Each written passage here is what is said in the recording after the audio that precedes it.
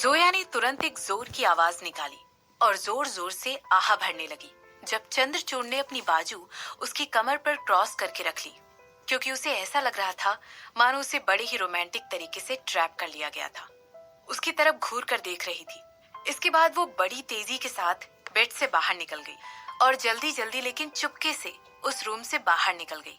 उसने तुरंत बाहर निकलकर देखा कि चंद्रचूड़ के अपार्टमेंट के बाहर कोई खड़ा तो नहीं है। इसके बाद वो तेजी से चलकर अपनी कार की तरफ गई, जो कि उस बिल्डिंग के बेसमेंट में रखी हुई थी। वो तुरंत उस बिल्डिंग से बाहर निकल गई और बुके लेकर सिमेट्री की तरफ चली गई, क्योंकि उसे अपने पिता और भाई की कब्र पर फूल चढ़ाने थे। आज जोया के लिए एक स्पेशल डे था। आज उसके पिता की डेथ एनिवर्सरी थी, इसीलिए उसने डिसाइड किया था कि वो कुछ महंगे फूल खरीदकर उनकी कब्र पर चढ़ाएगी। ऑफ कोर्स, आज उसके पिता की डेथ एनिवर्सरी थी, इसीलिए उसने डिसाइड किया था कि वो कुछ महंगे फूल खरीदकर उनकी कब्र पर चढ़ाएगी। ऑफ कोर्स, वो आज अपने ससुर के साथ उनकी कब्र पर एक बार फिर दिन के अंत में जाने वाली थी और उनके साथ कपूर फैमिली के दूसरे मेंबर्स भी होने वाले थे। इसकी वजह से उन्होंने डिसाइड किया था कि वो समय से पहले ही अपने सारे काम निपटा लेगी, ताकि वो कुछ टाइम अकेले अपनी फैमिली की कब्र पर गुजार सके। आज तुम बड़े खास तरीके से जल्दी आ गई हो।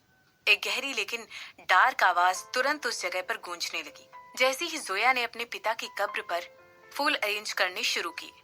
तुम यहाँ पर क्यों आए हो? जोया ने तुरंत एक घबराई हुई आवाज में पूछा। उसे पीछे मुड़कर देखने की जरूरत भी नहीं थी कि कौन उसके पीछे आकर खड़ा हुआ था। उस आदमी की आवाज ही उसे ये बताने के लिए काफी थी कि वो उसका भाई था। मुझे और ज्यादा पैसे चाहिए, उसके भाई ने कहा। मगर मैंने तुम्हें पिछले ही हफ्ते तो पैसे दिए थे, जोया ने गुस्से में कहा। उसका ध्यान अभी भी अपने पिता की कब्र पर ही था। उसके ऊपर उनकी एक फोटो भी लगी हुई थी, जिसमें उन्होंने मिलिट्री यूनिफॉर्म पहना हुआ था और उनके चेहरे पर एक कठोर एक्सप्रेशन था। मेरी बेटी फिर से बीमार पड़ गई है और उसे फिर से ब्लड ट्रांसफ्यूजन करवाने की जरूरत है, उनके भाई ने रिप्लाई किया। इस बार उसकी आवाज में उसका गम साफ साफ दिखाई दे रहा था। ये बिल्कुल दिल तोड़ देने वाली सिचुएशन थी। इसके रिस्पॉन्स में जोया एक आह भर कर रह गई और कहने लगी, ठीक है, मैं यहाँ पर एक एनवेलप छोड़कर चली जाऊंगी। मेरे जाने के बाद तुम उसे उठा लेना। मेरे पास इस समय ज्यादा पैसे नहीं है। मैं पिताजी की कब्र पर कल फिर से दूसरे सेट के फ्लावर्स लगाऊंगी। तुम्हारा बेटा कैसा है? वो अभी भी मुझे परेशान करता है। मुझे समझ में नहीं आ रहा है मुझे इस समय उसका क्या करना चाहिए। मैंने उसे बताया कि वो इंतजार करे, मगर ऐसा लगता है वो बहुत ज्यादा जल्दी में है और मुझे बिल्कुल सोने के अंडे देने वाली मुर्गी की तरह ट्रीट करता है। मैंने ऑलरेडी उसे बता दिया था कि सब कुछ बहुत जल्दी ठीक हो जाएगा, मगर वो मेरी कोई बात ही नहीं सुनता है और उसका फोकस दोबारा ड्रग्स लेने पर ही है। उस आदमी ने बाहर की तरफ सांस छोड़ते हुए कहा, जोया, हमें कपूर फैमिली के पैसों को जल्द से जल्द अपने इस्तेमाल में लाना पड़ेगा। मेरी बेटी के पास ज्यादा समय नहीं बचा है। क्या बूढ़े मिस्टर कपूर ने अपनी वसीयत साइन कर दी है? नहीं, वो चालाक आदमी अभी भी अपनी जिद पर अड़ा हुआ है। मगर तुम्हें फिक्र करने की कोई जरूरत नहीं है। कपूर खानदान के सारे मर्द मेरी उंगलियों के इशारे पर नाचते हैं। मैं उन्हें कंट्रोल करती हूँ और उनसे जो चाहूँ वो करवा सकती हूँ, जोया ने कहा। और चंद्रचूड़ का क्या? वो भी हमारे रास्ते का एक कांटा ही है। हमें उसे किसी तरह हमें अपने रास्ते से हटाना ही पड़ेगा, जोया के भाई ने कहा। मैं पिछले कुछ महीनों से अपनी पूरी कोशिश कर रही हूँ कि उसकी बेटी के जल्द से ज्यादा पास चली जाऊं। मैंने उसे ये सोचने पर मजबूर कर दिया है कि मैं बेवकूफ हूँ और आगे नहीं देख सकती हूँ। उसे लगता है कि मैं अपनी काबिलियत को ओवर एस्टिमेट कर रही हूँ और अंधों की तरह आगे बढ़ रही हूँ। जैसे ही बूढ़े मिस्टर कपूर अपनी वसीयत पर साइन कर देंगे, मैं तुरंत उनके दिमाग में उनकी बेटी के खिलाफ जहर भरना शुरू कर दूंगी, जिससे वो उसे पूरी तरह घर से बाहर निकाल कर फेंक देंगे। बड़ी बेदिली से ऐसा कहते हुए जोया ने अपने भाई की तरफ देखा। वैसे भी आदमी हमेशा औरतों को अंडर एस्टिमेट ही करते आए हैं और यही वजह है कि इस बार वो कामयाब हो पाई।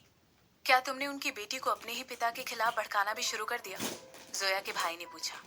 हाँ बिल्कुल, जोया ने हाँ में सिर हिलाया। तुम्हें इन सब बातों के बारे में जानने की कोई जरूरत नहीं है। जाओ यहाँ से। मैं ही लिफाफा यहाँ से जाने से पहले छोड़ जाऊंगी। उसके बाद तुम इसे हमेशा की तरह यहाँ पर वापस आकर उठा सकते हो।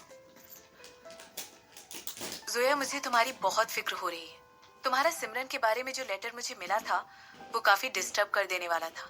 क्या पता अगर उसे ये पता चल जाए कि या पता चल गया हो कि उसका भाई अभी भी जिंदा है और वो मेरी फैमिली और मुझे टारगेट करना शुरू कर दे तो? जोया के भाई ने पूछा। उसके शब्दों को सुनकर शांत हो गई थी और अपने पिता की तस्वीर की तरफ घूरकर देखे जा रही थी। इसके बाद कुछ सोचते हुए वो कहने लगी, वो बूढ़ा मिस्टर कपूर, उसने हमारे पिता को मार दिया। वही आदमी था जिसे मरना चाहिए था, और फिर भी उसने इसके बजाय हमारी फैमिली बर्बाद कर दी। इतने गुस्से से ये बात कही थी कि उसकी सांसें तेज हो गई थी और उसकी आंखें लाल हो गई थी। इसके बाद वो गुस्से से कहने लगी, मैंने तभी कसम खा ली थी कि मैं कपूर फैमिली के हर इंसान को तड़पाऊंगी, और वो सिमरन भी कोई एक्सेप्शन नहीं है। मेरा प्लान ऑलरेडी शुरू हो चुका है। उसे मेरी फैमिली का बाल बांका करने का भी मौका नहीं मिलेगा।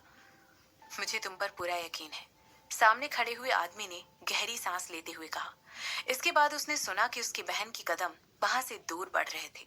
अपने ख्यालों में इतनी ज्यादा खोई हुई थी कि उसने ये भी नोटिस नहीं किया था कि उसकी आंखों में आंसू आ गए थे।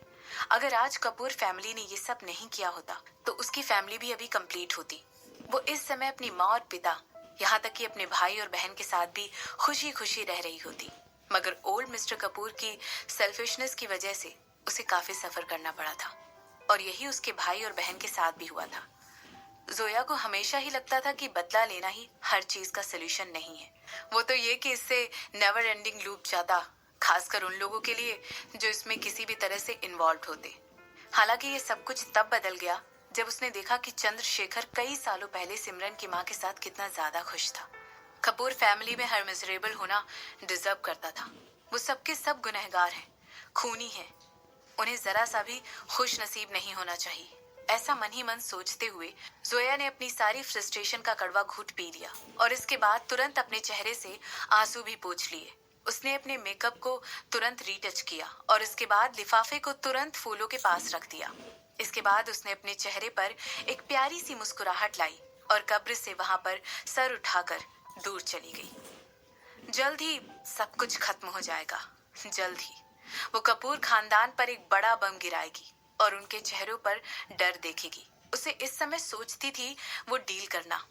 ये बिल्कुल सही था। जिसकी चाल इस समय वो कैलकुलेट नहीं कर पा रही थी वो सिमरन थी, और वो उसकी अजीब सी चालों को भी समझ नहीं पा रही थी। इसके बाद उसने अपनी आंखें छोटी की और अपनी कार की तरफ घूर कर देखने लगी। उसने तुरंत अपने बैग से एक फोन निकाला और एक नंबर डायल करने लगी। कुछ घंटियां बजने के बाद एक खराश से भरी हुई आवाज ने दूसरी तरफ से जवाब दिया। तुम्हें अभी तक क्या पता चला है? उसने पूछा। मुझे पता लगा है कि उसके दोस्त, बहुत करीबी दोस्त, सिर्फ 2 लोग हैं। मैंने आपको उन लोगों के बारे में फाइल ईमेल कर दी है। एक डायरेक्टर है और दूसरा ज्वेलरी डिजाइनर है, जो कि गीतांजलि ज्वेल्स का इकलौता वारिस है।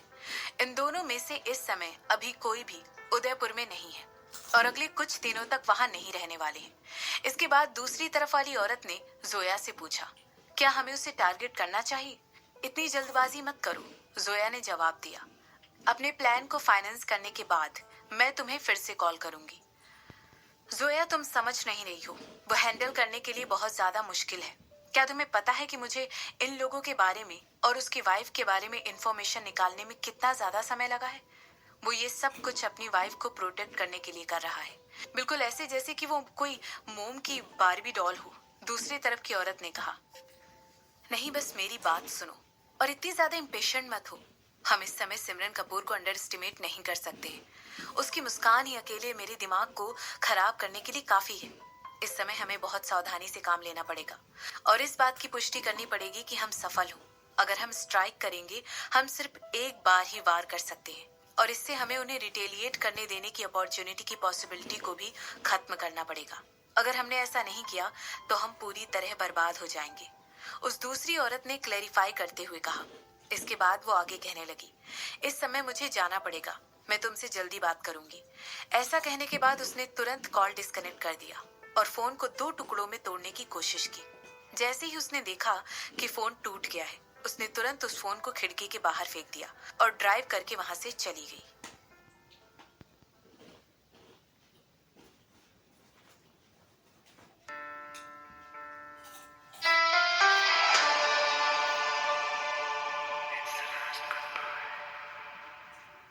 सच में? ऐसा पूछते हुए शशांक ने तुरंत अपनी आईब्रोज उठाई और एक सरप्राइज वाले लुक के साथ ऊपर देखने लगा। उसने अभी अभी अपने दोस्त मनमीत की रिपोर्ट सुनी थी। मैंने तुम्हें बताया था ना कि वो औरत हम लोगों से कुछ छुपा रही है। आह, मैं बहुत ज्यादा फ्रस्ट्रेट हो गया हूँ। क्या तुम्हें पता है ये मेरे लिए कितनी शर्मिंदगी की बात है कि मुझे ये सब सिमरन के छोटे मोटे आदमियों से पता चल रहा है। मुझे ऐसा लग रहा है जैसे कि मेरे स्पेशल स्किल्स और टैलेंट यूजलेस है। आखिर उन लोगों को इस बारे में हमसे पहले कैसे पता चल गया? हमारे पास उनसे ज्यादा इन्फ्लुएंस है। शशांक, मुझे लगता है तुम्हारी वाइफ इंटेंशनली मुझे ऐसा बना रही है जैसे कि मैं किसी काम का ही नहीं हूँ, मनमीत ने कहा। तुम्हें लगा जब ये सब कर रही थी तो वो तुम्हारे बारे में सोच रही थी? मनमीत ने पूछा। ये मेरा पॉइंट नहीं है। ये मेरा पॉइंट बिल्कुल भी नहीं है। आखिर वो मेरे बारे में क्यों सोचेगी? मैं तुम्हें पता है ना कि मैं बहुत कॉम्पिटिटिव हूँ, और जब मुझे ये बात पता चली कि उसके आदमी मुझसे थोड़े से ज्यादा फास्ट हैं, तो इस बात को जानकर मुझे बहुत गुस्सा आ रहा है। आखिर वो ऐसा कैसे कर सकती है? मनमीत ने फिर से गुस्सा होते हुए पूछा। उसे अच्छी तरह पता था कि वो किस चीज के लिए मेहनत कर रही है, और बड़े ही स्पेसिफिकली उसने इन सब चीजों के बारे में पता लगाने के लिए कहा था। ये बहुत सिंपल है, शशांक ने एक्सप्लेन किया। तो वो हमें टारगेट नहीं कर रही है? मनमीत ने पूछा। आखिर वो तुम्हें टारगेट क्यों करेगी? शशांक ने बदले में सवाल किया। मुझे नहीं पता। किसे पता वो क्या सोच रही है? तुम्हें पता है ना, तुम्हारी वाइफ की मौजूदगी मुझे बहुत ज्यादा डरा देती है। मुझे ऐसा लगता है जैसे कि वो एक ऐसी एंटिटी है जो मेरे हर मूव पर नजर रख रही है। शशांक, क्या तुमने कभी देखा है वो किस तरह मुस्कुराती रहती है? ऐसा लगता है उसे मेरे गहरे और डार्क राज पता चल गए हैं। क्या तुम्हें नहीं लगता है वो बहुत ज्यादा डरावनी है? मनमीत ने पूछा। मुझे नहीं पता, शशांक ने अपने कंधे उचकाते हुए कहा। हालांकि मैं बस ये जानना चाहता हूँ कि तुम मेरी वाइफ के बारे में क्या सोचते रहते हो। शशांक ने अपनी आईब्रो उठाते हुए बड़े ही सार्केस्टिकली मनमीत की तरफ देखा और उससे जवाब की उम्मीद करने लगा। मैं ऐसा नहीं करता हूँ, मनमीत ने कहा। बिल्कुल करते हो, शशांक ने कहा। वेल, ऐसा सिर्फ और सिर्फ इसलिए है क्योंकि मैं उससे डरता हूँ, मनमीत ने कहा। उसने कभी तुम्हें चोट पहुंचाने की कोशिश नहीं की, और ना ही वो कभी ऐसा करेगी, मगर मैं ऐसा जरूर कर सकता हूँ। ऐसा कहते हुए शशांक ने अपनी आंखें छोटी करके मनमीत की तरफ देखा और पूछने लगा, क्या तुम्हें मुझसे डर नहीं लगता है? आह, तुम दोनों बिल्कुल पागल हो, बिल्कुल पागल लोग। मनमीत ने ऐसा कहते हुए एक दूसरा फोल्डर शशांक के हाथ में थमा दिया। सिमरन ऑलरेडी कुछ और है और उसका भाई भी कुछ अलग है। क्या तुम्हें पता है कि उसके पास हर चीज 2 क्वांटिटीज में है? सेम कलर, सेम मॉडल, यहाँ तक कि उसके शूज भी एग्जैक्ट सेम जोड़ी, और ऐसा ही शर्ट के साथ भी है। जो कुछ भी उसके पास है सब डबल है। क्या तुम्हें लगता है वो किसी तरह की प्रॉब्लम से गुजर रहा है? ऐसा कहते हुए मनमीत ने तुरंत उसके सर की तरफ पॉइंट किया। वो बहुत सारी सिचुएशन से गुजर चुका है।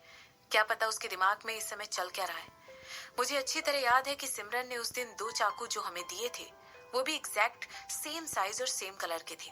और इस बात से तुम्हें यह भी पता चल जाना चाहिए कि उसके पास चाकू की जोड़ी भी रहती है। ये हो ना हो उसकी कीमती प्रोजेक्शंस में से एक है। मेरा मतलब है, अगर उसे पता होता कि तुम उसे उसकी पीठ पीछे पागल बुला रहे हो तो। ऐसा कहते हुए शशांक ने तुरंत एक मीनिंगफुल लुक के साथ मनमीत की तरफ देखा और कहने लगा, अगर तुमने उसे गुस्सा दिलाया तो कैसे पता है उसके पास इस तरह चाकुओं की कितनी और जोड़ियां हैं? आह, तुम मुझे डरा रहे हो। क्या तुम्हें ऐसा लगता है कि मुझे मेरे आदमियों को भेजकर उसकी सारी चीजें चेक करवानी चाहिए? मनमीत ने पूछा। ऐसा कभी मत करना, शशांक ने कहा। उसे अपने फ्रेंड की तरफ देखकर हंसी आ रही थी। बस उसके साथ काम करो। मुझे नहीं लगता है कि वो उन लोगों के लिए खतरनाक है जो उसकी मदद करते हैं। इसके रिस्पॉन्स में मनमीत ने एक आह भरी। वैसे भी मुझे ये सब कुछ उसकी वजह से ही पता चला है। मैं ऐसा पूरे यकीन के साथ कह सकता हूँ कि उसकी स्किल्स टॉप नॉच है। वो हर हैकर से बहुत आगे है जिसके साथ हम पहले काम कर चुके हैं। वो बहुत ज्यादा इंटेलिजेंट भी है और चीजों को एक बार में देखकर ही याद कर सकता है, मगर उसकी इंटरपर्सनल स्किल्स बहुत कम है, मनमीत ने कहा। पिछली रात वो मेरे आदमियों के साथ एक लड़ाई में पड़ गया था। मुझे उन दोनों को खुद जाकर अलग करवाना पड़ा, क्योंकि वो दोनों ही मार्शल आर्ट में बहुत अच्छे से स्किल्ड हैं। उसके साथ काम करना बहुत मुश्किल है। मुझे नहीं लगता है कि उस आदमी के पास अपने गुस्से को कंट्रोल करने का कोई भी तरीका है। उसने मेरे आदमी को मारने की कोशिश की। एक बार वो गुस्सा हो गया तो उसने अटैक कर दिया था, जबकि उसके सीने की एक हड्डी टूट गई। मेरे आदमी की 3 हड्डियां टूटी। इसके अलावा उसकी नाक भी टूट गई और उसको कोई जगह बॉडी में और ज्यादा चोटें भी आई हैं। यश बहुत ज्यादा वायलेंट और अनस्टेबल है। ऐसा कहते हुए मनमीत ने फिर से एक आह भरी। मनमीत को अच्छी तरह पता था कि वो बहुत ज्यादा वायलेंट है और अनस्टेबल है, और वो ज्यादातर टाइम ऐसे ही रहता है, मगर एटलीस्ट वो अपने आप पर कंट्रोल रख सकता है। वो गुस्सा क्यों हो गया था? शशांक ने बहुत ही उत्सुकता के साथ पूछा। मेरा आदमी टीवी पर एक एक्टर को लेकर मजाक कर रहा था जिसके कुछ ज्यादा ही ब्लांट कलर के बाल थे। मनमीत ने जवाब दिया। ऐसा हो सकता है कि उसके पहले वाली गर्लफ्रेंड के भी ब्लांट बाल थे, मगर ये क्या तुम्हें नहीं लगता है कि आदमी बहुत ज्यादा खोखला है? शशांक ने मनमीत की बात का कोई जवाब नहीं दिया, बल्कि वो अपने हाथ में पकड़ी हुई फाइल की तरफ घूरकर देखने लगा। अगर उसकी याददाश्त बिल्कुल सही थी तो यश की गर्लफ्रेंड रातों रात गायब हो गई थी। उसे अच्छी तरह याद था कि किस तरह यश ने उसे बताया था कि सिमरन से उसके बारे में बात करना उस रिस्क को लेने के बिल्कुल काबिल है। यहाँ तक कि उस औरत की तरफ यश के दिल में काफी ज्यादा इमोशन भी थे। उसने तुरंत एक मेंटल नोट बनाया कि वो इस सिचुएशन से सिमरन को ही डील करने देगा।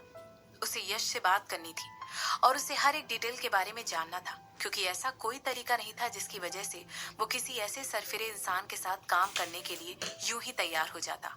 हेमंत रायचंद कैसा था? शशांक ने कुछ मिनटों की चुप्पी के बाद पूछा। हम वेल मुझे लगता है जो प्रेशर हमने उस पर डाला था वो कुछ ज्यादा ही था। वो एक बार फिर हमारे जाल में फंस गया और लालच में आकर एक बार फिर अपनी सेक्रेटरी के साथ सो गया, मनमीत ने बताया। और शशांक ने आगे पूछा। वेल तुम प्रेगनेंसी की चिंता मत करो, हम उसे करवा सकते हैं, मनमीत ने एक टेढ़ी मुस्कान के साथ कहा। शशांक की तरफ देखा। चाहे कुछ भी हो जाए, वो सेक्रेटरी प्रेग्नेंट हो जाएगी और उसकी शादीशुदा जिंदगी को तबाह कर देगी।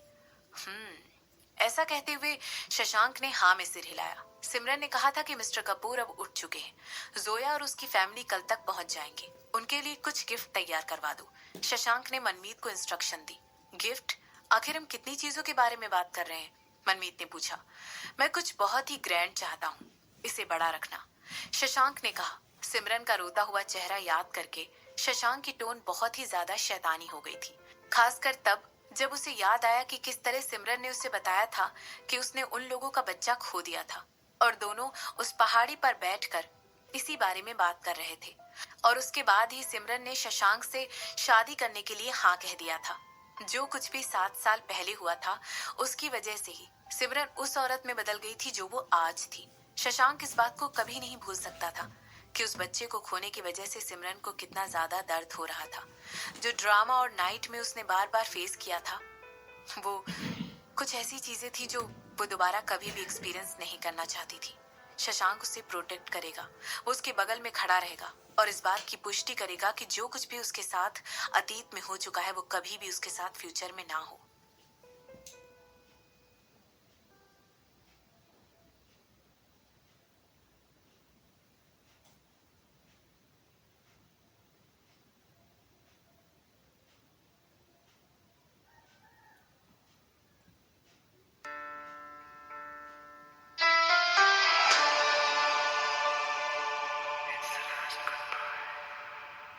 शशांक का घर। तुम क्या सोच रही हो? शशांक ने सिमरन को पीछे से हर्ट किया और बिना बादलों वाले आसमान की तरफ जो इस समय उसके सामने था उसे देखने लगा। यश, सिमरन ने शॉर्ट में जवाब देते हुए कहा। तुम्हें क्या लगता है उसके साथ क्या हुआ होगा? इस सवाल को सुनकर मैं सोच में पड़ गया हूँ कि तुमने उससे ही खुद डिटेल क्यों नहीं पूछा। क्या तुम्हें डर है कि वो अपने ऊपर अपना कंट्रोल खो सकता है? शशांक ने पूछा। हाँ मुझे ऐसा लगता है, सिमरन ने कहा। वो नहीं चाहती थी कि वो अपने भाई को अनस्टेबल कर दे, और वो भी किसी ऐसे इम्पोर्टेंट मोमेंट पर। जैसे ही कपूर फैमिली चली जाएगी मैं उससे पूछ लूंगी। मगर मुझे लगता है तुम्हें थोड़ा और ज्यादा वेट करना चाहिए और उसे ऑब्जर्व करना चाहिए। मनमीत ने मुझे बताया कि वो जिस दिन हम लोगों से मिला था उसके एक दिन बाद से ही थोड़ा अजीब तरीके से बिहेव कर रहा है, और इसी के साथ साथ उसने कुछ लोगों से बात करने की भी कोशिश की है। तो हमें पूरे तौर पर यकीन नहीं है कि आखिर उसके साथ क्या हो रहा है। पहले मुझे लगा था कि मुझे उससे बात करनी चाहिए और यही हमारे लिए बेस्ट ऑप्शन होगा, लेकिन फिर जब मुझे उसके बिहेवियर में हुए बदलावों के बारे में पता चला तब से मुझे लगता है कि हमें थोड़ी देर और इंतजार करना चाहिए। शशांक ने कहा। क्या तुम भी वही सोच रहे हो जो मैं सोच रही हूँ? सिमरन ने पूछा। हाँ बिल्कुल, शशांक ने अपना सर हिला दिया और सिमरन से ये भी नहीं पूछा कि वो क्या सोच रही थी। हो सकता है यश को डिसोसिएटिव आइडेंटिटी डिसऑर्डर हो, और सिमरन को अपने ख्याल इतनी जोर से चिल्लाकर कहने की कोई जरूरत नहीं थी, क्योंकि उसे पता था कि शशांक उसे पूरी तरह समझता है। ये बताइए बहुत ज्यादा सीवियर ट्रॉमा से गुजर चुका था और इसी वजह से उसे डीआईडी जैसी बीमारी हो गई थी, या हो सकता है उसे मल्टीपल पर्सनैलिटी डिसऑर्डर हो। मुझे नहीं लगता ऐसा कोई तरीका है जिसकी वजह से हम उस बीमारी को ठीक कर सकते हैं। क्या मैं गलत हूँ? सिमरन ने पूछा। तुम बिल्कुल सही कह रही हो, शशांक ने जवाब दिया। हालांकि अगर तुम्हें जानना है कि क्या वो नॉर्मल ही रह सकता है, तो इसका जवाब है हाँ, वो रह सकता है। ऐसी कुछ थेरेपीज हैं जो सालों तक चलती हैं, मगर मुझे नहीं लगता है कि हमें इस समय इन सारे बुरे पॉसिबल आउटकम्स का वेट करना चाहिए और इनकी बात करनी चाहिए, ठीक है ना? पता नहीं किस वजह से मुझे नहीं लगता है कि वो स्पेक्ट्रम के सबसे बुरे साइड ही खड़ा हुआ है, क्योंकि उसकी याददाश्त अभी भी वैसी की वैसी ही है। मनमीत के अकॉर्डिंग उसकी याद रखने की काबिलियत टॉप नॉच है, शशांक ने समझाते हुए कहा। जब उसने देखा कि सिमरन ने उसकी बात का कोई जवाब नहीं दिया, तो वो अपनी बात को आगे कंटिन्यू करते हुए कहने लगा। हम सभी डॉक्टर्स नहीं हैं, इस तरह के केस को डायग्नोस नहीं कर सकते हैं, मगर एक जर्नल जो मैंने इस बारे में पढ़ी थी, उसमें डीआईडी का एक सिम दिया हुआ था, जिसमें लिखा हुआ था कि मरीज बहुत चीजों को भूलने लगता है और इस हद तक भूल जाता है कि उसे एमनीसिया हो जाता है, जबकि यश के साथ ऐसा कोई केस है ही नहीं। उसकी याददाश्त एक्सट्रीमली शार्प है, शशांक ने समझाते हुए कहा। सिमरन ने धीरे से एक आह भरी और इसके बाद रिस्पॉन्ड करते हुए कहने लगी।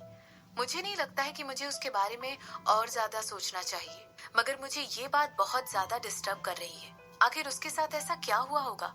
आखिर वो मुझे इस तरह की चीजें क्यों दिखा रहा है? ऐसा कहते हुए सिमरन ने एक बार और अपने मुंह से आह निकाली और अपनी आंखें बंद करके अपना सर शशांक के चेस्ट पर रखते हुए कहने लगी। जोया कल आ रही है। तुम इसके बारे में सोच रही हो या अपने पिता के बारे में सोच रही हो? शशांक ने पूछा। हे, ये तो सही नहीं है। जो कुछ भी मैं सोच रही हूँ उसे गेस करना बंद करो, सिमरन ने हंसते हुए कहा और खेलने के अंदाज में उसके हाथ पर अपना हाथ मारा। इसके बाद शशांक ने अपने हाथ को उसकी कमर पर रखा और मुस्कुराते हुए उसके चेहरे पर देखने लगा। मिस्टर कपूर अभी तक हॉस्पिटल के बाहर नहीं आए हैं और उनका बेटा ऑलरेडी कपूर खानदान के दूसरे लोगों के लिए, जो कि स्पेन से आए हैं, बैंक्वेट हॉल सजाकर बैठा हुआ है।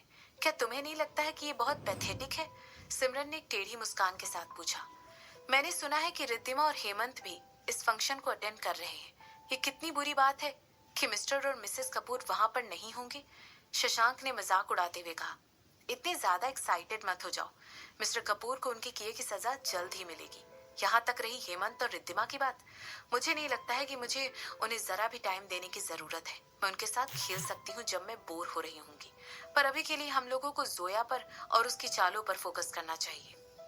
ऐसा कहते हुए सिमरन ने अपने आप को अपने हस्बैंड की बाहों में कंफर्टेबल कर लिया। 1 अक्टूबर सैटरडे। हालांकि मिस्टर कपूर अभी भी हॉस्पिटल में थे, लेकिन ऋत्विक ने सोचा कि स्पेन से आने वाली कपूर फैमिली का प्लान पोस्टपोन नहीं करना चाहिए। उसके पिता भी इस बात के लिए राजी हो गए थे कि उन्हें अपने रिश्तेदारों के साथ ये मीटिंग और ज्यादा डिले नहीं करनी चाहिए, क्योंकि ऐसा करने से मामला बिगड़ जाता और हो सकता है वो लोग ऑफेंसिव हो जाते, और उन लोगों का मकसद उन लोगों से मदद लेने के लिए उन्हें राजी करना था। बूढ़े मिस्टर कपूर, मिस्टर चंद्रचूड़ और चंद्रशेखर के साथ साथ जोया भी उदयपुर में सुबह 10 बजे पहुंच चुकी थी। उन्हें घर पहुंचते पहुंचते लंच का समय हो गया था, इसीलिए ऋत्विक ने रिद्धिमा के साथ मिलकर सबके लिए लंच की तैयारी करवाई, ताकि वो लोग कपूर मेंशन आने के बाद कुछ खा पी सके। आह, पिछली बार जब मैंने तुम दोनों को देखा था, तब तुम दोनों कितने छोटे छोटे हुआ करते थे। मिस्टर चंद्रचूड़ ने जोर से हंसते हुए कहा और अपने बाहर निकलते हुए पेट की तरफ इशारा किया। अब तो तुम इतने लंबे हो गए हो और गुड लुकिंग भी। ऋत्विक और रिद्धिमा, तुम दोनों में वाकई में कपूर फैमिली के जीन्स ही हैं। अंकल चंद्रचूड़, इस तरह मेरा मजाक उड़ाना बंद करिए, रिद्धिमा ने ऐसे कहते हुए सब लोगों की तरफ देखा और कहने लगी। पर जोया आंटी सबसे खूबसूरत है। जब मैंने उन्हें पिछली बार देखा था, तब से लेकर अब तक उनकी उम्र में जरा भी फर्क नहीं आया है। उनकी खूबसूरती अभी तक मेंटेन है। सच में? ऐसा कहते हुए जोया ने हल्की सी स्माइल दी और रिद्धिमा के फेस को टच करके देखने लगी। जोया इतनी खुशी से मुस्कुरा रही थी कि उसकी आंखें ऊपर उठ गई थी और बहुत छोटी हो गई थी। इसके बाद उसने धीरे से हंसते हुए कहा, पर मैं कह सकती हूँ कि तुम्हारी लोगों को लुभाने की एबिलिटी बहुत ज्यादा इम्प्रूव हो गई है रिद्धिमा। इसे सुनकर रिद्धिमा भी जोर जोर से हंसने लगी और बूढ़े मिस्टर कपूर भी हंसने लगे, जो कि इस समय उस कुर्सी पर बैठे थे जिस पर नॉर्मली मिस्टर कपूर एक हेड ऑफ द फैमिली के तौर पर बैठते थे। मुझे लगता है हम लोगों को एक दूसरे को फ्लैटर करना बंद करना चाहिए और खाना खाना चाहिए। मैं सोच रहा हूँ कि उस बैंकेट हॉल में जाने से पहले, जो कि ऋत्विक ने खास हमारे लिए आज रात के लिए प्रीपेड करवाया है, मुझे थोड़ा सा रेस्ट कर लेना चाहिए। आजकल जवान लोग कितने ज्यादा एनरिक होते हैं। बूढ़े मिस्टर कपूर ने अपना सर हिलाया और फिर सबके मुस्कुराते हुए चेहरे को देखते हुए कहा, अगर जवान लोगों की बात की जाए तो मुझे पहली बार का ऐसा कोई भी टाइम याद नहीं आ रहा है जब मैंने यश को और उसकी कजिन बहन को देखा था। ऋत्विक ने अपने चेहरे पर एक बड़ी सी स्माइल के साथ कहा। इसके बाद वो आगे कहने लगा, वो दोनों कैसे हैं? क्या वो हमसे मिलने के लिए उदयपुर जल्दी आने वाले हैं? ओह, वो लोग जल्द यहाँ पर आएंगे। यश आजकल अपने एक्टिंग करियर में बहुत ज्यादा बिजी है और जैसा कि तुम जानते हो, हमारी छोटी सी बेटी तो हमेशा से ही हार्ड वर्किंग है। उसे कंपनी को दूसरे लोगों के हाथों में छोड़ना उसे बिल्कुल भी पसंद नहीं है और वो चाहती है कि वो उसे हर टाइम खुद मैनेज कर सके। मिस्टर चंद्रचूड़ ने कहा। इसमें उनकी आवाज में गर्व वाली फीलिंग साफ साफ दिखाई दे रही थी। उनकी बेटी भले ही कितनी ज्यादा स्मार्ट नहीं थी, लेकिन वो बहुत ज्यादा हार्ड वर्किंग थी और अपने बिजनेस की बारीकियों को ज्यादा से ज्यादा सीखने में इंटरेस्टेड भी थी, बिल्कुल उसकी ही तरह। वो अपने बिजनेस को उस दिन के बाद से मैनेज करना चाहती थी और जैसे ही उनका करंट लीडर रिटायर हो जाता, इसके बाद मिस्टर चंद्रचूड़ ने सबकी तरफ एक बड़े ही प्राउड स्माइल के साथ देखा और इसके बाद उनकी आंखें सीधा चुपचाप बैठे हुए मिस्टर चंद्रशेखर के ऊपर गईं। वो अंदर ही अंदर हंस रहा था और इसके बाद उसने अपनी आंखें शिफ्ट की और अपना कन्वर्सेशन ऋत्विक के साथ कंटिन्यू करने लगा और सोच रहा था कि आखिर ये रूड आदमी उनके साथ चलने के लिए राजी कैसे हो गया, और वो भी ऐसे समय पर। हालांकि उसे इन सब चीजों के बारे में इस समय सोचने की कोई जरूरत नहीं थी, क्योंकि वो चाहता था कि इस समय वो ऋत्विक का इस्तेमाल करके सिमरन के खिलाफ अपने प्लान को अंजाम दे। मिस्टर चंद्रशेखर पूरी तरह यूजलेस थे। वो एक ऐसे इंसान थे जिन्हें किसी की भी अटेंशन की कोई जरूरत नहीं थी और ना ही उन्हें किसी को देखने की जरूरत है। बिल्कुल यश की ही तरह उसके पिता को भी डराना, धमकाना और मैनिपुलेट करना बहुत ही आसान था। हो सकता है उस रूम में बैठे हुए वो सबसे ज्यादा स्मार्ट इंसान हो, लेकिन जब उनके भाई की गंदी चालों की बात आती है तो वो उनके कंपैरिजन में कहीं भी खड़े नहीं हो पाते।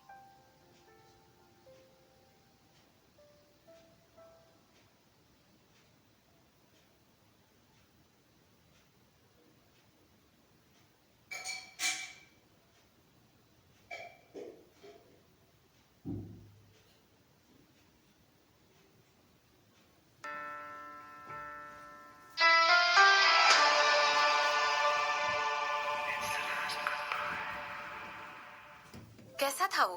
ऋत्विक ने अपने चेहरे पर एक स्माइल के साथ पूछा और इसके बाद अपने गिलास में वाइन डाल दी। डिलीशियस है ना? बहुत अच्छा। इसकी खुशबू तो बहुत ही मनमोहक है, बूढ़े मिस्टर रस्तोगी ने एक स्माइल के साथ कहा। मैं ऐसा एक्सपेक्ट नहीं कर रहा था कि ये इतनी शानदार ग्लास ऑफ वाइन के साथ सर्व किया जाएगा। ये बिल्कुल अनएक्सपेक्टेड था।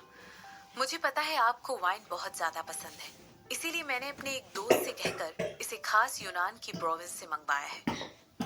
उसे बहुत सारे ऐसे लोगों का पता है जो इस तरह की ओल्ड वाइन बेचते हैं, ऋत्विक ने कहा। आह ऋत्विक, तुम वाकई में बड़े हो गए हो। अब तुम वाकई में कनेक्शंस की बातें करने लगे हो। बताओ मुझे, हाल फिलहाल में बिजनेस कैसा चल रहा है? ऐसा कुछ कपूर इंडस्ट्रीज के साथ ठीक ठाक चल रहा है? मिस्टर कपूर ने ऐसा पूछते ही अपने प्लेट पर चिकन पीस का एक टुकड़ा रख लिया। इस समय उसके चेहरे पर एक छोटी सी स्माइल थी। हम इस डिनर पर बिजनेस की बात क्यों कर रहे हैं? बूढ़े मिस्टर रस्तोगी ने बीच में ही पड़ते हुए कहा। चंद्रचूड़ हमेशा बिजनेस के बारे में सोचता रहता है। इसके अलावा वो दूसरे कामों के बारे में जरा भी नहीं सोचता है। यहाँ तक कि जब भी वो किसी रिलेटिव के यहाँ जाता है तो वो मजे नहीं करता है। उसके दिमाग में बस एक ही चीज चलती रहती है, वो है बिजनेस। मिस्टर रस्तोगी ने इस बात पर जोर का ठहाका लगाया और इसके बाद अपने होशियार बेटे के बिजनेस माइंडेड होने के बारे में सोचने लगा। मुझे इतना भी ऊपर मत चढ़ाइए पिताजी। आपको पता है, मुझे ये सारी खूबियां आपकी वजह से ही मिली है। आपके बगैर मैं कुछ भी नहीं हूँ। चंद्रचूड़ ने बहुत ही कोमलता से हंसते हुए कहा। आह, कितनी बुरी बात है कि करण हमें आज रात के डिनर के लिए ज्वाइन नहीं कर पाया। मुझे पूरा यकीन है उसे इस तरह की कन्वर्सेशन बहुत अच्छी लगती है और वो भी अपने बेटे ऋत्विक के बिजनेस के टैलेंट के बारे में बार बार प्राउड होकर हम सबको बताता। उसके शब्द सुनकर हर कोई वहां पर हंस रहा था। रिद्धिमा और हेमंत जो कि अभी अभी आए थे, उन्होंने भी सबको डिनर के लिए ज्वाइन कर लिया था। कपूर रेजिडेंस का एटमॉस्फेयर बहुत ही लाइट हो गया था, क्योंकि वहां पर मौजूद सब लोग एक दूसरे की कंपनी एंजॉय कर रहे थे। और साथ ही साथ इसके अलावा वो लोग मजेदार बातों को भी एंजॉय कर रहे थे और वाइन पी रहे थे। ऋत्विक ने सबके लिए परफेक्ट रात प्लान करके रखी हुई थी। उसने बड़े सोच समझकर कपूर में अनशन के बैक साइड के एरिया में कुछ एंटरटेनमेंट भी प्लान किया हुआ था, जिसे कपूर खानदान की औरतें तब तक एंजॉय कर सकती थी जब तक उनके आदमी ऋत्विक के ऑफिस में बिजनेस के बारे में बात कर रहे थे। ये सब कुछ बिल्कुल परफेक्ट दिखाई दे रहा था। ऑफ कोर्स ऐसा तब तक चलता रहा जब तक ऋत्विक के कुछ नौकर उसके पास दौड़कर उसके कान में कुछ फुसफुसाने नहीं लगे थे। और तभी ऋत्विक की एक आईब्रो ऊपर उठ गई और उसके माथे पर बल पड़ गए। तुरंत उसे रोको, ऋत्विक ने गुस्से में कहा। आखिर सिमरन इस समय वहां पर कैसे आ सकती थी? उसके आने से सब कुछ पूरी तरह बर्बाद हो जाता। छोटे मालिक, हमने ऑलरेडी बहुत ज्यादा ट्राई किया, एक अटेंडेंट ने ऋत्विक को बताया कि तभी उसके बोलते बोलते ही बीच में दरवाजा खुल गया और उसके सामने मुस्कुराते हुए सिमरन खड़ी थी। उसी के पीछे उसके कुछ आदमी खड़े थे, जिन लोगों ने ब्लैक कलर का सूट पहना हुआ था और कुछ गिफ्ट पकड़े हुए थे। एक मिनट रुको, आखिर इस समय यहाँ पर गिफ्ट क्यों लेकर आ रही है? ऋत्विक तुरंत अपनी सीट से उठकर खड़ा हो गया और उसकी तरफ भागकर जाने लगा। तुम्हारा यहाँ पर वेलकम नहीं किया जाएगा, ऋत्विक ने गुस्से में कहा। उसने ये बात इतनी धीरे से कही थी कि सिर्फ सिमरन ही से सुन सकती थी। ऐसा कौन कहता है? सिमरन ने एक टेढ़ी मुस्कान के साथ ऋत्विक को अपने रास्ते से धक्का देकर हटा दिया। इसके बाद वो कॉन्फिडेंटली चलकर डाइनिंग टेबल की तरफ गई, जिस पर सारे इंटरनेशनल कुजीन्स रखे हुए थे। इसके बाद वहां पर वाइन भी रखी हुई थी, बहुत ही शानदार wine. Ladies and gentleman, good morning. मैं आप लोगों से माफी मांगना चाहती हूँ कि मैं थोड़ा लेट हो गई। मैं अपनी कंपनी के साथ आज थोड़ा सा बिजी हो गई थी। सिमरन ने ये सब कुछ इतनी तेज आवाज में कहा था ताकि सब लोग उसकी बात साफ साफ सुन सके। तुम यहाँ पर क्यों आई हो? रिद्धिमा ने पूछा। उसके चेहरे पर ऑब्वियस सरप्राइज था जब उसने देखा कि सिमरन का ही एक आदमी सिमरन के लिए वहां पर रखी हुई सीट को प्रिपेयर कर रहा है और उसकी खुद की टेबल लगाकर बूढ़े मिस्टर रस्तोगी के सामने सेट कर रहा है। क्या वो अपना खुद का खाना वहां पर लेकर आई थी? यहाँ तक कि हेमंत भी सिमरन के आदमियों को सिमरन के लिए एक छोटी सी टेबल को सेट करते हुए देखकर काफी सरप्राइज हो गया था। इस पॉइंट पर वहां पर मौजूद सभी लोग उसी की तरफ घूर कर देखने लग गए थे। कुछ लोग उसे देखकर सरप्राइज थे, जैसे कि बूढ़े मिस्टर रस्तोगी और उनके बेटे मिस्टर चंद्रचूड़, जबकि दूसरे लोग जैसे कि जोया सिमरन की तरफ घूर कर देख रही थी और उसके चेहरे पर इस समय कोई एक्सप्रेशन नहीं था। इस समय चंद्रशेखर भी अपनी जगह पर जम सा गया था। उसकी आंखें जाकर सिमरन के जाने पहचाने छोटे से चेहरे पर टिक गई थी। तुम खड़ी क्यों हुई हो? तुम बैठ सकती हो। सिमरन ने रिद्धिमा के क्वेश्चन को इग्नोर किया और उन लोगों को बैठने का इशारा किया। कम ऑन, इतना भी ज्यादा पोलाइट होने की जरूरत नहीं है। मैंने तुम लोगों को मेरे बगैर ही पार्टी स्टार्ट करने के लिए माफ कर दिया है। अब तुम लोग यहाँ पर बैठ सकते हो। ऐसा कहने के बाद उसने अपने चेहरे पर एक खूबसूरत सी स्माइल लेकर आई और सबकी तरफ देखने लगी और अचानक उसकी नजरें जाकर जोया पर टिक गई। तुम कौन हो? उसने बूढ़े मिस्टर कपूर से पूछा। उनके चेहरे पर तुरंत एक कंफ्यूजन दिखाई दी और वो तुरंत मिस्टर चंद्रशेखर की तरफ देखने लग गए और फिर जोया की तरफ। इस औरत का चेहरा काफी हद तक यश से मिल रहा था। आखिर वो कंफ्यूज कैसे नहीं होते? तुम कौन हो? उन्होंने अपनी कठोर आवाज में सिमरन से पूछा। अब ये तो बहुत ज्यादा रूड होने वाली बात हो गई। सिमरन ने तुरंत ऐसा कहते हुए ऋत्विक की तरफ अपनी गर्दन घुमाई और कहने लगी, ऋत्विक, तुम इन्हें बताते क्यों नहीं कि मैं कौन हूँ?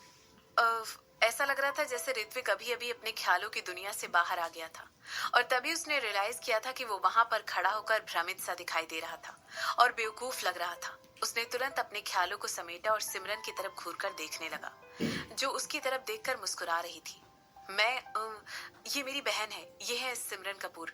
मगर उसने अपना नाम बदलकर सिमरन गिल कर लिया था और अब जबकि उसकी शादी हो गई है तो वो सिमरन वर्मा बन गई है। ऋत्विक ने शॉर्ट में सिमरन का इंट्रोडक्शन सबको दे दिया। थैंक यू मेरा इंट्रोडक्शन सबसे कराने के लिए। आप सब लोगों को पार्टी की होस्ट की बात सुननी चाहिए और अपनी अपनी जगह ले लेनी चाहिए। क्या आप सब बैठेंगे? सिमरन ने सुस्ताते हुए ऐसा कहा और इसके बाद उसके आदमियों ने गिलास में जो वाइन उसके लिए डाली थी उसका एक घूंट भरने लगी और आगे कहने लगी, मैं सिमरन वर्मा हूँ और टेक्निकली ये मेरा घर है, इसीलिए यही ठीक रहेगा कि मैं यहाँ पर आए हुए सभी लोगों का वेलकम करूँ, है ना? सिमरन वर्मा, मुझे नहीं लगता है कि हम पहले भी कभी मिल चुके हैं। मुझे लगता है तुम वो हो जो करण की रखी हुई औरत से जन्मी थी, है ना? मिस्टर चंद्रचूड़ ने सिमरन का मजाक उड़ाते हुए कहा। शायद उनको इस बात का जरा सा भी अंदाजा नहीं था कि यश का कोई जुड़वा भाई या बहन भी है, और वो उसे जानना भी नहीं चाहते थे। इसीलिए उन्होंने बड़ा जोर देते हुए कहा कि सिमरन हो ना हो एक मिस्ट्रेस की औलाद है। क्या मैं ऐसी हूँ? सिमरन ने पूछा। ओह, तो तुम ये कहना चाहती हो कि तुम करण की नाजायज बेटी नहीं हो? चंद्रचूड़ ने हंसते हुए कहा। इंटरेस्टिंग, बहुत इंटरेस्टिंग। ऋत्विक, तुमने मुझे कभी बताया नहीं कि तुम्हारे पास इसके जैसी कोई बहन भी है। अंकल, ये हमारी फैमिली छोड़कर कई सालों पहले चली गई थी, और इसने हमारी फैमिली रजिस्ट्री में से अपना नाम भी हटवा दिया है। और इसने ऐसा दादी माँ और दादाजी की वसीयत पढ़े जाने के बाद जो कुछ भी इसे मिला उसके बाद किया। ऑफ कोर्स, रिद्धिमा आग में घी डालने का ये चांस कैसे मिस कर सकती थी? वो चाहती थी कि वो इस बात को बढ़ावा देकर बताए कि सिमरन को अच्छी तरह पाला पोसा नहीं गया था, और उनकी तरह तो बिल्कुल भी नहीं। सच में? बूढ़े मिस्टर कपूर का चेहरा एकदम से अजीब सा बन गया और वो सिमरन की तरफ घूर कर देखने लगे। जिन लोगों से वो सख्त नफरत करते थे वो ऐसे लोग थे जो कि अपने ही खाने वाली थाली में छेद करते थे। उन्हें ऐसे लोग बिल्कुल भी पसंद नहीं थे। रिद्धिमा ने अपनी बात बड़ी ही कोमल और दयालु तरीके से कही थी, जितनी तमीज से वो इस बात को उनके सामने रख सकती थी। सिमरन का इस तरह उस पार्टी में दखल देकर आ जाना उन्हें वैसे भी कन्विंस कर रहा था कि वो ऐसी औरत है जो कि खून से ज्यादा पैसे को अहमियत देती है। हाँ, मेरी प्यारी बहन ने अपने बिजनेस टाइकून हस्बैंड से कहकर हमारे पिता से कहलवाया कि वो उसका नाम तुरंत अपनी फैमिली रजिस्ट्री से महीनों पहले ही हटा दे। और ऐसा तब हुआ जैसे ही उसने शशांक से शादी की थी। मैं यकीन के साथ तो नहीं कह सकता कि आपको शशांक वर्मा नाम के किसी आदमी के बारे में पता है जो कि उदयपुर और बाकी जगहों पर कई सारे बैंकों का मालिक है। रिद्धिमा ने ऐसा कहते हुए अपने चेहरे पर एक ऐसा एक्सप्रेशन लाया जिससे सबको लग रहा था कि वो सिमरन के किए की वजह से बहुत बुरी तरह दुखी है। तो उसने एक अमीर आदमी से शादी की और अपनी फैमिली को छोड़ दिया। जोया ने अपने चेहरे पर एक शॉक लुक सबको दिखाया और ये जताया कि ये सब जानकर बहुत ज्यादा हैरान है, और इसी वजह से बूढ़े मिस्टर कपूर ने अपनी आईब्रो और ज्यादा से कोड़ ली थी। आखिर वो कपूर खानदान के खून में से किसी को इस तरह उन्हें बेइज्जत करते हुए कैसे देख सकते थे? वाह वाह, क्या अवार्ड विनिंग एक्ट है। सिमरन ने जोर जोर का ठहाका मारकर सबकी तरफ देखकर कहा। वहां पर खड़ा हर इंसान सिमरन की तरफ से देख रहा था, मानो वो पागल हो गई थी। तुम इन लोगों को बता क्यों नहीं देती हो कि अपने हस्बैंड से मिलने से पहले मैं करोड़ों की मालकिन हुआ करती थी?